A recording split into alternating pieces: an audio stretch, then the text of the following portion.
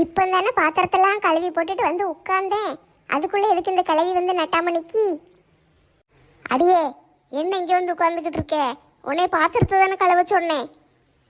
பாத்திரத்தெல்லாம் கழுவி முடிச்சிட்டே, அதான் கொஞ்ச நேரம் ரெஸ்ட் எடுப்போன்னு வந்து உட்கார்ந்தேன். ரெஸ்ட்டு பொழுதன்னைக்கு ரெஸ்ட்டு தான். எப்பந்தான் நீ எல்லாம் வேலை செய்யவே தெரியல. 24 மணி நேரமும் ரெஸ்ட்டில் தான் இருக்கே. ரெஸ்ட் எங்கத்தே எடுக்க முடியுது? நீங்கள் தான் ஒரு வேலையாக சொல்லிக்கிட்டு இருக்கீங்களே. இட்லி அவியனீங்க, சரி இட்லி அவிச்சு முடித்தேன், உடனே சட்னி வச்சிருந்தீங்க. வெறும் இட்லி தின்ன என்னையாம்மா, சட்னி வையின்னு நிற்கீங்க. சரின்னு சட்னி வச்சு கொடுத்தேன். அதுக்கப்புறம் சாப்பிடணும்னு நீங்கள் தட்டெல்லாம் கழுவி பறக்கி எடுத்து உங்களுக்கு நான் சாப்பாடு வச்சு கொடுத்தேன். சாப்பிட்டு முடிச்ச பிறகு இட்லி சட்டியை கழுவு, சட்னி வச்ச பாத்திரத்தை கழுவு, தட்டை கழுவுன்னு நீங்கள் இப்போ எல்லாத்தையும் கழுவிட்டு வந்திருக்கு. காலையில் டீ போடுன்னீங்கல்ல, அந்த பாத்திரத்தையும் சேர்த்து இப்போ கழுவி போட்டுல வந்திருக்கேன். உன்னையெல்லாம் நம்பினோம்னா நேரத்துக்கு சோறு தின்ன மாதிரி தான். நம்மளுக்கெல்லாம் ஒன்றும் கிடைக்காது. இப்போ மணி 11:30 சோறு கீறு பொங்கணும்னு நினப்பு இருக்கா இல்லையா? போய் சோத்தை பொங்கு போ. நான் போய் என் ஃப்ரெண்ட்ஸை பார்த்துட்டு வாரேன். இவங்க மட்டும் இவங்க ஃப்ரெண்ட்ஸை பார்க்க அப்படியே போயிடுவாங்களாம். நான் மட்டும் வீட்டுக்குள்ளே கடந்து சோறு பொங்க, பாத்திரத்தை கழுவ, காப்பி போட, சோறு பொங்க, பாத்திரத்தை கழுவ, காப்பி போடன்னு போட்டுக்கிட்டே இருக்கணுமா? இவ மட்டும் இவ ஃப்ரெண்டை பார்க்க போறா, நம்மளை போட மடிக்காலேன்னு நினைக்கியோ? உனக்கெல்லாம் எவாட்டி ஃப்ரெண்டாக இருப்பா? ஊரில் இருக்கிறவாட்ட பூரா சண்டையில் துட்டுட்டு வந்துடுதே. பிறகு எவன் உன்கிட்ட ஃப்ரெண்டாக இருப்பா? எல்லாவளும் உன்னை பார்த்தாலே தலை தெறிக்க ஓடுதலுகளே. எத்தை என்ன சொல்லுதீங்க? என்னத்தையா சொல்லிக்கிட்டு இருக்காதீங்கத்தே. நான் மத்தியானத்துக்கு என்ன குழம்பு வைக்கலான்னு யோசிச்சுக்கிட்டு இருக்கேன். குழம்பு வைக்கலான்னு நீ ரொம்ப யோசிக்க வேண்டாம். அந்த அளவுக்குலாம் உனக்கு புத்திசாலித்தனம் கிடையாது. அதனால் வெண்டைக்காய் வாங்கி வச்சுருக்கேன். நான் வெண்டைக்காயை போட்டு நல்ல புளிக்குழம்பு வச்சிரு போ. வெண்டைக்காவை வாங்கி வச்சிங்களா? ஐயய்யே, வெண்டைக்காய் குழம்பெல்லாம் மனுஷன் திம்பானா? ஒரு மீன் கறின்னு வாங்கி வச்ச என்ன? வெண்டைக்காய் தின்னா மூளை வளருதான். நல்ல சோறு பொங்கி சுட சுட வெண்டைக்காய் அள்ளி போட்டு குழம்பு ஊற்றி தின்னு பாரு. அப்பமாவது மூளை வளருதான்னு பார்ப்போம். இப்போ என்ன இங்கே மூளை இல்லாமையா கிடக்கு? மூளை இருக்குட்டி, நிறைய மூளை இருக்கு. வீட்டுக்கு முக்குக்கு 4 மூளை கிடக்கு. ஆனால் உன் மண்டையில் தான் ஒன்றும் இல்லாமல் இருக்கு. ஏ அப்பா, என் மண்டையில் மூளை இல்லைன்னு முடிவே பண்ணிட்டாங்க போல. இப்போ என்ன, வெண்டைக்காய் குழம்பு தானே வைக்கணும், வச்சு தொலைக்க போங்க. நல்ல தக்காளி, வெங்காயம், வெண்டைக்காய், மிளகாய் பொடி, மல்லிப்பொடி, புளி எல்லாத்தையும் சரியான அளவில் போட்டு நல்ல வெண்டைக்காய் குழம்பு மனுஷன் திங்கிற மாதிரி வை. அதுக்கு நல்ல ஆம்லேட்டு போட்டு அப்பளத்தை பொரிச்சு வை. சரியா? நான் போயிட்டு வந்து திங்க. மனுஷன் திங்கிற மாதிரி குழம்பு வைக்காம அப்புறம் மாடு திங்கிறதுக்கு குழம்பு வைப்பாங்க. போயிட்டு வாங்க, வச்சு வைக்க. எனக்கெல்லாம் இவ மேலே நம்பிக்கை கிடையாது. இவளை நம்பி சோறு திங்கலான்னு வந்தோம்னா நம்ம இன்னைக்கு சோறு தின்ன மாதிரி தான். இப்போ சாட்டுக்கு வர்ற வழியில் எங்கனையாவது தின்னுட்டு வந்துட வேண்டியதான். இந்த கிழவி இவ்வளோ நாளாக வேலை செய்யின்னு உயிரை வாங்கினுச்சு. இப்போ என்னடானா இலையும் தலையும் அவிச்சு போட சொல்லி உயிரை வாங்குது. வெறும் வெண்டைக்காய் குழம்பு போய் வைக்க சொல்லுது. அதெல்லாம் மனுஷன் திம்பானா? நான் என்ன ஆடு மாடா? இன்னைக்கு நல்ல கறி குழம்பு மீன் குழம்புன்னு வச்சு திங்கலான்னு பார்த்தேன். கடைசியில் இப்படி வெண்டைக்காய் குழம்பு வைக்க விட்டுட்டே. ஐயோ, ராசத்தில் ஃபோன் அடிக்கா? இவ சரியான அல்ட்டா பாச்சே. பெருமையா பீத்தி தள்ளுவாளே. இவட்ட பேசிட்டு ஃபோனை வைக்கிறதுக்குள்ள நம்மளுக்கு நாக்கு தள்ளிருமே. சரி, ஃபோன் அடிக்கா, என்னன்னு கேட்போம். ஹலோ, இங்கிட்ட ராதா, அங்கிட்டு யாரு? என்ன டீ? நான் தான் ராசாத்தி. என் நம்பரை பதிஞ்சு வைக்கலையோ? ஃபோன் எடுக்க எதுக்கு இவ்வளோ நேரம்? ராசாத்தி, நீயா டீ? நான் ஃபோனில் பேரை பார்க்கவே இல்லை டீ, படுத்து கிடந்தேன், அதான் எனக்கு தெரியல. எங்கள் மாமியார் காலையிலே எனக்காண்டி சுட சுட நல்ல நிறைய நெய்யை ஊற்றி பொங்கல் செஞ்சுட்டாங்க பார்த்துக்கோ. பொங்கல் மட்டும் கிடையாது, வடை, சட்னி, சாம்பார், நல்லா நிறைய நெய் போட்டு கேசரி, அதுக்கப்புறம் ஃபில்டர் காப்பி எல்லாம் போட்டு கொடுத்தாங்களா. எல்லாத்தையும் சாப்பிட்டேன். அது அப்படியே கண்ணை கட்டிக்கிட்டு தூக்கமாக வந்துச்சு. படுத்து கிடந்தனா, அதனால ஃபோன் அடிக்கும்போது யாரேன்னு பார்க்கல, எடுத்து காதில் வச்சே. நீ பேசுதே. அப்படியாட்டி, உன் மாமியார் காலையில் இருந்துச்சு இவ்வளவும் செஞ்சு கொடுத்தாங்களா? ஆமாம், என் மாமியார் என்னை எப்படி கவனிக்காக தெரியுமா? நல்ல பொங்கலை சாப்பிட்டுட்டு ஏசி ரூமில் போய் படுத்து கிடந்தனா நேரம் போனதே தெரியல, நல்லா தூங்கிட்டேன் பார்த்துக்கோ. நீ ஃபோன் அடித்த பிறகு இப்போ நான் எந்திரிச்சிருக்கேன். அப்படியா? பகல்லையே தூங்குதியேன்னு பார்த்தேன். ஆமாம் ராசாத்தி, நீ எப்படி இருக்கே? என்னைய மறந்துட்டியோ? இவ்வளோ நாளாக ஃபோனே அடிக்கவே இல்லை.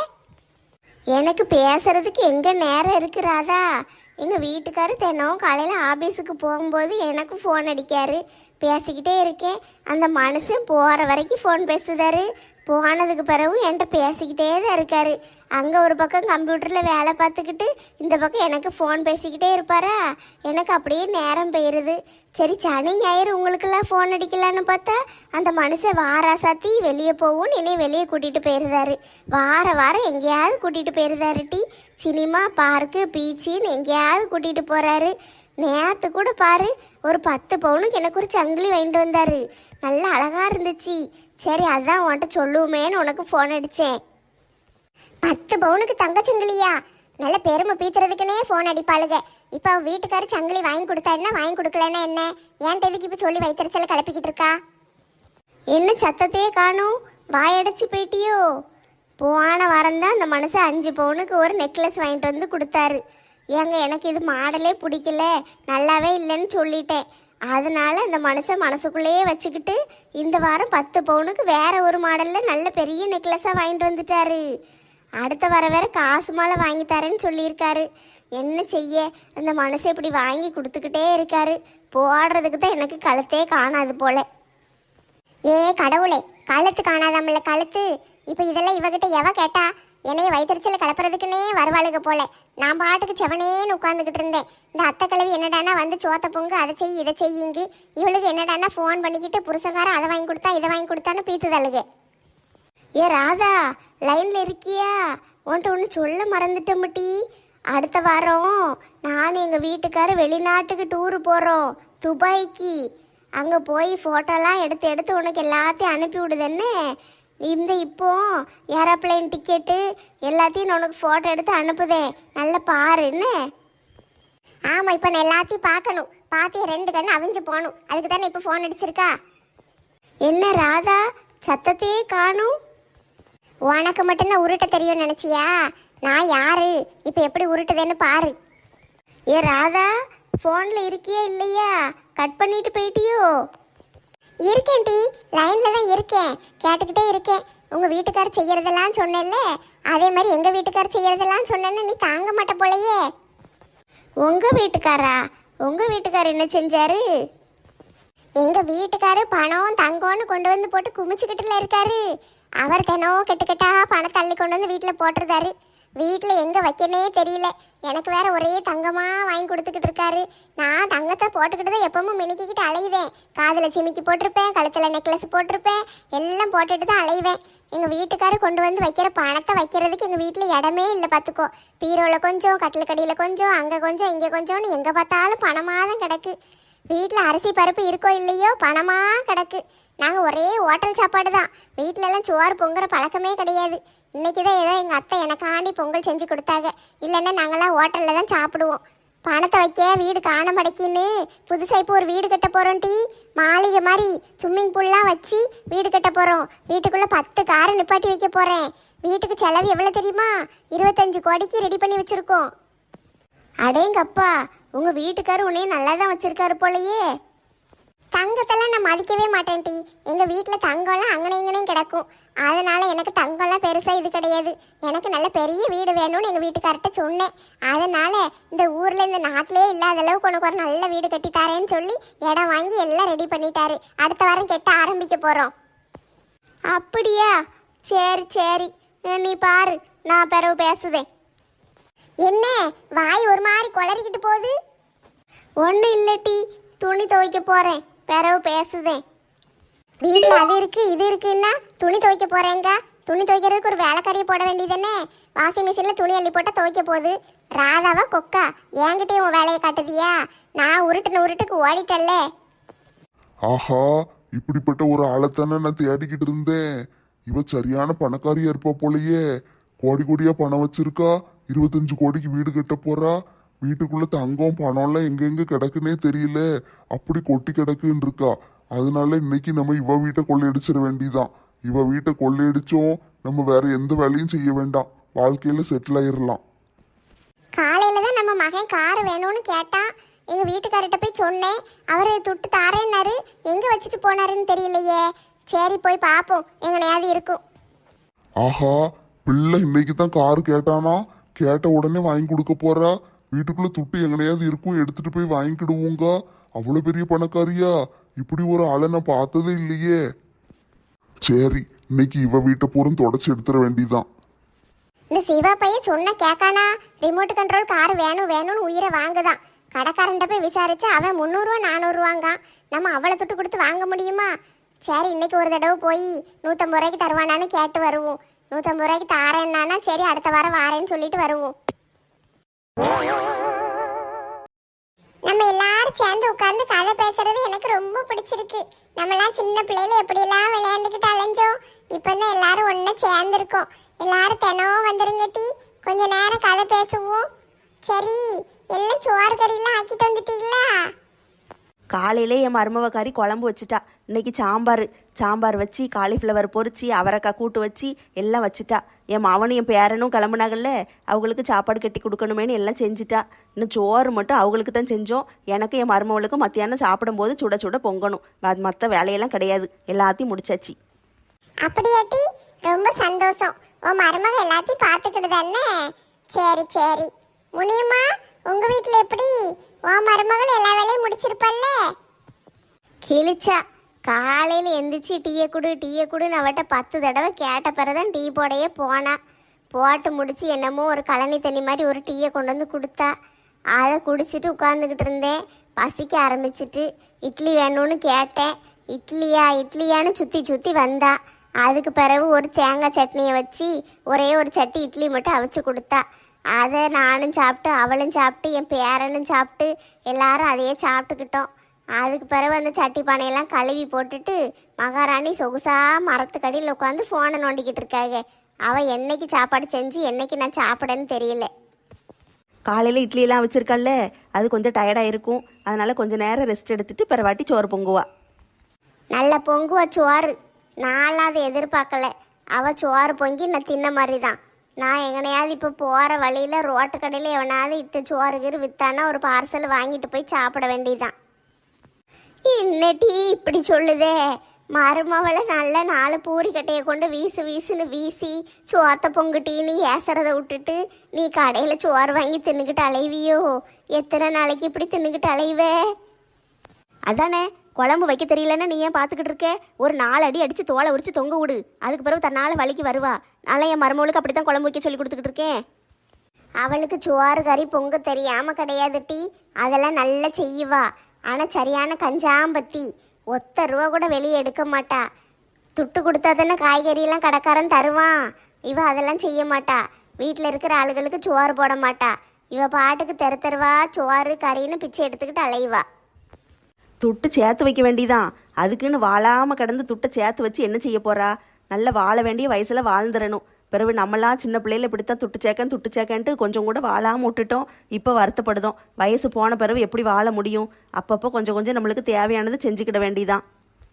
நம்ம அந்த காலத்தில் தான் வாழ முடியாமல் போயிட்டு இப்போ மாதிரி நல்லா உட்காந்து வாழலான்னு பார்த்தா இவளும் வாழ மாட்டா, நம்மளையும் வாழ விட மாட்டா. சோறும் பொங்கி போட மாட்டா, ஒன்றும் செய்ய மாட்டா. வீடு வீடாக போய் பிச்சை எடுத்துக்கிட்டு அலைவா. சரியான பிச்சைக்காரி. அவ இப்படி இருந்தானே என்ன செய்ய முடியும்? துட்டு சேர்த்து வைக்கன்னு உனக்கு சோறு போடாம போட்டுக்கிட்டு இருந்தானா உன் உடம்பு என்னத்துக்கு ஆவறது? நீதான் அவளை உருட்டி மிரட்டி சோத்த பொங்கு குழம்பு வை, எனக்கு அது வேணும் இது வேணும்னு கேளு. அப்பதான் எல்லாம் செஞ்சு தருவா. இல்லைன்னா அவகிட்ட நீ இருக்க முடியாது. ஆமாட்டி, அவள் துட்டு சேர்த்து வைக்கன்னு உன் உயிரை எடுத்துகிட்டு போறா. எங்கனையாவது போய் ரோட்டில் சீவனத்து போய் உளுந்து கிடக்காத. சோறு கறி வேணும்னு கேட்டு வாங்கி தின்னு. உன் உடம்ப நீ கொஞ்சமாவது பாரு. ஒரு பெரிய மனசி அழகா சொல்லி கொடுக்கேன், கேட்க மாட்டேக்கியே. என்ன டீ கேட்கல? பூரி கட்டையை கொண்டு விளாசுன்னு சொன்னனே, என்னை கேட்ட விளாசுனியா? எங்க டீ போட்டு விளாச? நம்மளே வயசான ஆளுக்க பூரி கட்டையை தூக்கிட்டு போய் அவளை விளாச போறேன்னு வச்சுக்கோ. அவ கட்டையை பிடுங்கி என் மேலே வீசிட்டான்னா என்ன செய்ய? அசிங்கமாக போயிரும்ல. அதுக்கு தான் பெசாட்டுக்கு இருக்கேன். அவளை பார்த்து பயந்துக்கிட்டு இருக்கியாக்கும். அவள் ஒரு ஆள். சரி, பெசாட்டுக்கு உனக்கு பயமாக இருந்ததுன்னா என்கிட்ட அனுப்பிவிடு. நான் ஒரு 4 நாளைக்கு வகுப்படுத்தேன்னு வச்சுக்கோயேன், தன்னை போல சரியாயிருவா. பிறகு எத்தையும் காலை சுற்றிக்கிட்டு குட்டி போட்ட பூனை மாதிரி சுற்றி வருவா. நெசமா வாட்டி சொல்லுதே, இதெல்லாம் நடக்குமா?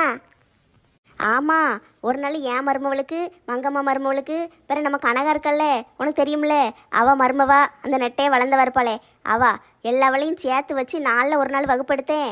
அதுக்கு பிறகு இப்போ தானே ஒழுங்கா இருக்காளுக. அப்படியாட்டி மங்கம்மா உன் மருமவளை அனுப்பி விட்டியோ? நான் எங்கிட்டையும் அனுப்பி விட்டேன். அது பாட்டுக்கு அலைஞ்சுது. இவ தான் கூப்பிட்டு வகுப்படுக்கேன்னு ஒரு நாள் கூப்பிட்டு முட்டி போட வச்சு அடி அடின்னு அடித்து கிணத்துல தண்ணியை பிடி அதை பிடி இதை பிடின்னு அந்த பிள்ளையில போட்டு பாடா படுத்திட்டா. அந்த பிள்ளைல நல்ல பிள்ளைலாச்சே, அவங்களையே போட்டு இந்த பாடு படுத்தி இருக்கா இந்த செல்லத்தாயி. அப்பனா முனியம்மா மருமவளை விட்டா வைப்பா? கேட்க எல்லாம் நல்லா தான் இருக்கு. அவள் வரணும்ல. அனுப்புதேன்னு மட்டும் சொல்லு. காலையில் 6 மணிக்கு உன் வீட்டு வாசலில் வந்து நிற்கேன். அவளை எப்படி கூட்டிகிட்டு வரணும்னு எனக்கு தெரியும். என்னமோ செய்யுங்கட்டி, அவள் ஒழுங்காக இருந்தால் போதும். அவளை தானே, மற்ற கதையெல்லாம் ஏன்ட்ட விடு, நான் பார்த்துக்கிடுதேன். சரி அதெல்லாம் விடுங்க. எனக்கு ரொம்ப நாள் ஒரு சந்தேகம். உனக்கு என்னட்டி சந்தேகம்? எனக்கு முடி பூரா நரைச்சி போய் வெள்ளை முடியாயிட்டு. நம்ம செல்லத்தாய்க்கும் அப்படித்தான் இருக்குது. ஆனால் பட்டுக்கு முடி நரைக்க ஆரம்பித்த உடனே அவள் ஆரஞ்சு கலரில் கலர் அடித்து விட்டுட்டா. அப்போ தான் வெளியே தெரியாதுன்னு வச்சுருக்கா. அதுக்கு பிறகு நம்ம மீனுக்குட்டிக்கு முடி கருப்பாகவே கிடக்கே. அதுதான் எனக்கு ஆச்சரியமாக இருக்குது. இத்தனை வயசாகியும் முடி நரைக்காமையா இருக்கும்? என் மண்டையை பார்த்து ஒன்றும் சொல்லலை. எனக்கு ஃபுல்லாக வழுக்க மண்டையே ஆயிட்டு. அதை பற்றி சொல்ல மாட்டேக்கே. மீனுக்குட்டி மண்டையை மட்டும் பார்த்து சொல்லுதே. ஏட்டி அதை பற்றி கேட்டால் உனக்கு மனசு கஷ்டமாக இருக்கும்ல, அதனால தான் கேட்கலட்டி. எங்கே கஷ்டமாக இருக்குது? முடி ஒரே கொட்டிக்கிட்டே கிடந்துச்சு. நானும் சீவக்கா சாம்புன்னு எல்லாத்தையும் போட்டு போட்டு பார்த்தேன். ஒன்றும் சரியாக வரல. முடியை கையில் லேசாக தொட்டாலே கை பூரா கொத்து கொத்தா முடி வருது. அதான் சரி எரிச்சலாக இருக்குன்னு மொட்டையை போட்டு விட்டுட்டேன்.